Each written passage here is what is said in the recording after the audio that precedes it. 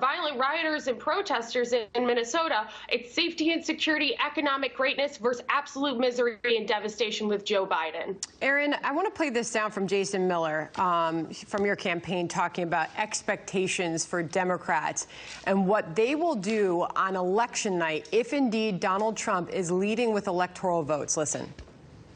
Many smart Democrats, they believe that President Trump will be ahead on election night, probably getting 280 electorals, somewhere in that range. And then they're going to try to steal it back after the election.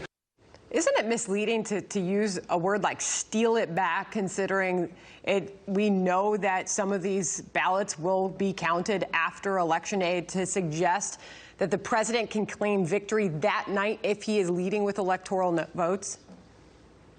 No, Jason's absolutely correct there. And this is the election integrity that President Trump has been fighting so hard to protect across the United States. It means making sure that mail-in ballots have postmarks and that election security safeguards remain in place. What we don't want to see is on election night that we see the president has a lead, and that because election safeguards were removed by Democrats attempting to sow chaos and confusion into the election results, that they try and go and find more ballots, and they want the American people not to believe what they will see with their own eyes on election night. That's what Jason's talking about, and he's 100% correct. Democrats will try and steal this election from President Trump. But votes are regularly counted after Election Day, obviously, so that's why we're asking for the clarity on that. The president's saying that we'll send in lawyers if a Pennsylvania election is unfair. What does that mean?